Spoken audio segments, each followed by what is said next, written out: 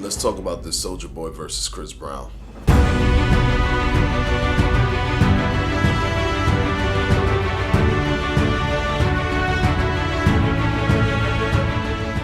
Okay, don't get me wrong, this week is still going to be a Boxing Weekly recap, but this has spilled itself into the boxing talk because now Chris Brown and Soulja Boy and Chris Brown, I don't know what's the contract negotiations going to be for who's going to have their name first. Is it going to be Soulja Boy, Chris Brown, or maybe it's going to be Chris Brown, Soulja Boy, because I think Chris Brown's the A side, Soulja Boy's the B side.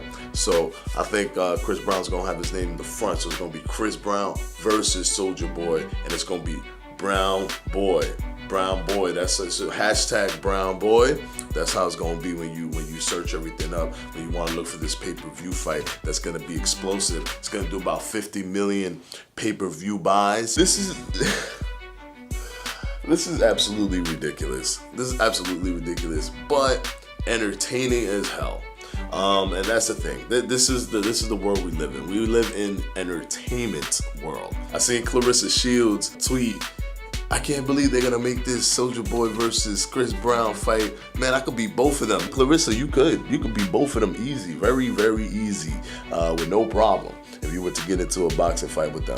But here's the problem. I tweeted her right back and said, it's not about what's worth selling, it's what you can sell. Which is why the Conor McGregor versus Mayweather fight can easily happen, because it's all about what you can sell to the public. Is this Chris Brown versus Soulja Boy beef real or not? I don't know. It's hilarious though, because it's just like a developing story. Soulja Boy did like his Instagram live and it completely backfired on him. Hey, what's going on, man? Hey, they say Soulja ain't from the hood. Hey, they say Soulja ain't from the hood. What's happening? And I think he like stole his phone or something, and like an altercation erupted and he had to turn off his Instagram live. Pretty dangerous, that Instagram live thing. Don't do something that you haven't pre-planned if you're gonna use Instagram live. It's kind of weird, man, because you can't edit. It's like happening in real time, so everyone's seeing exactly what you're doing. Don't do that. Well, anyways, this thing has exploded into a big ordeal where Mayweather's involved, Adrian Broner's involved, 50 Cent is involved, Mike Tyson wants to be involved in this. Everybody wants their hand in the pot. They know that this can generate a good amount of money. 50 Cent recently said that they have like a whole card now. Like they have the Chris Brown versus Soulja Boy is the main event, but then they got 21 Savage versus 22 Savage, the co-feature, and then there's like Kenyon Martin, like NBA, like they got this whole thing now. They wanted this whole event, and they're really trying to make money off of this bad boy. Now, who do I think would win this fight? My money would be on Chris Brown, strictly because I seen this video. Y'all can say in this life for the next one, watch me, I'ma be the best of Yeah, so I feel like the whole thing is gonna kind of go a little bit like this. Punch, throw punches. Oh my God, Soulja Boy, duck. Duck, move your head. What are you doing? What are you doing? What? Okay, throw the jab. What are you doing? What are you doing? What are you doing? What are you doing? Look at me. What are you doing? Okay. Why everything you do, why do you have to look like an infant baby? Those gloves, where the hell did you get those gloves? Dude, those gloves are like from Babies R Us. I'm not a baby. I got these at Toys R Us. I went to the Toys R Us section. No. You told me to get the gloves. Why do you have a hat on? That's what they had. That's the spot. I couldn't find. I was looking for models. They didn't have anything. They ran out. So I went over. Why do you have a hat on in the ring? Why do you have a Scully on in the ring? You don't know. No. You don't look cool. I always gotta wear it. Cause I look cool. See? I look cool. All right, Chris, remember what we worked on. Double up that jab. Chris, no. Oh my God. What did I tell you, Chris? What did I tell you? What did I tell you? Control yourself. Chris, control you. Oh my God. This guy cannot stop dancing. Can we get him, like, what's going on? We gave him 2 weeks training, and still, when the lights is on, this is what he does. Chris, stop. No. Chris, no. No, it's not helping. It's not helping. It doesn't make you, you're not going to win like that, Chris. Doesn't matter how much better you are.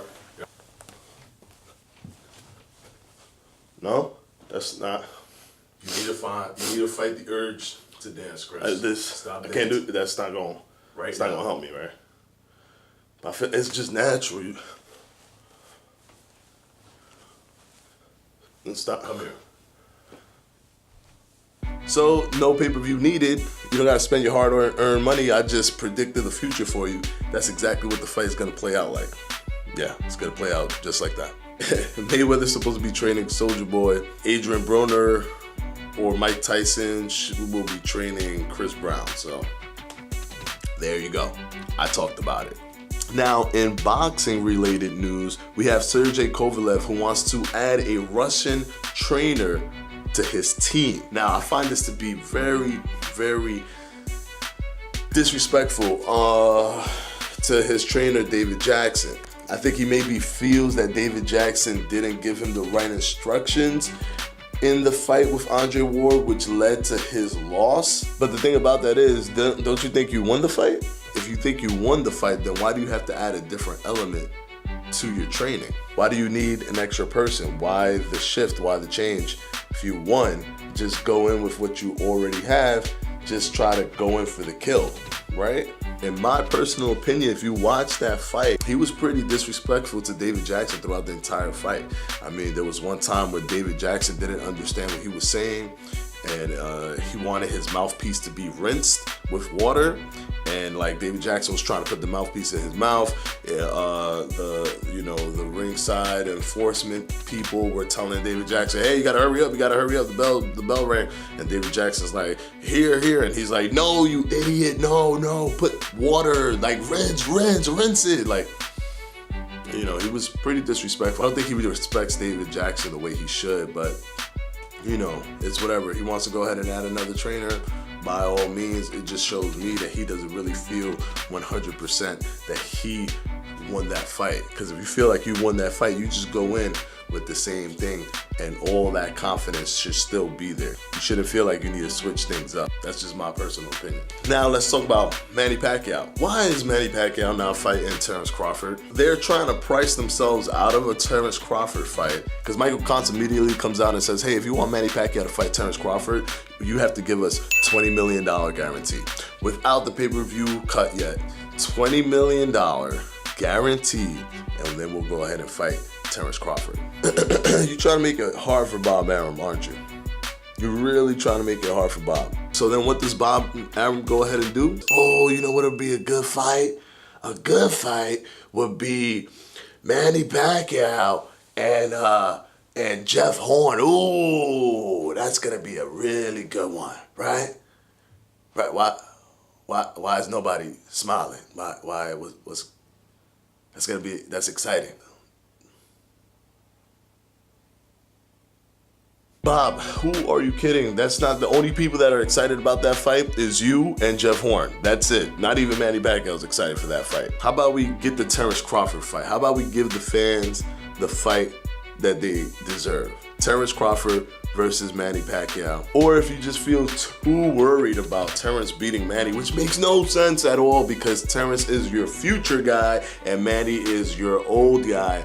Use it while it still has some power. He can transition the eyeballs from him to Terrence if Terrence beats him. I don't get your logic, Bob.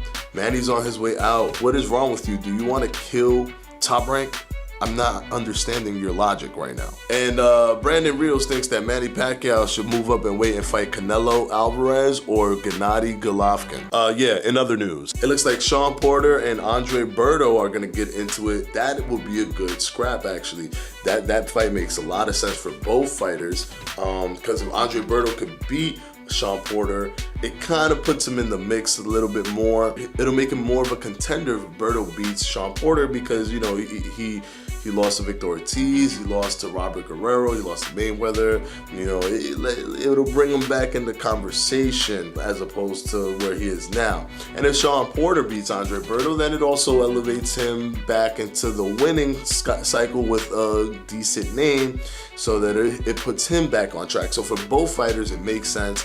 This fight actually makes sense. Let's go ahead and get this fight. And this Saturday, we're gonna have the Badu Jack versus James DeGale fight, and Gervonta Davis will be fighting on that undercard. It's gonna be on Showtime Saturday, so stay tuned for that. It's gonna be a really good fight. Can't wait for this Saturday. And so you guys tune in, and of course, we're gonna recap it on the Boxing Weekly Recap. So that is it for today's Boxing Weekly Recap. Make sure to buy the pay-per-view. Chris Brown versus Soulja Boy is gonna do 22 billion buys on pay-per-view, even though there's only 7 billion people in the world. So it's gonna surpass the amount of people that we actually have, and then, you know, and then that more people than the people that we have will buy this pay-per-view, because it's gonna be that big.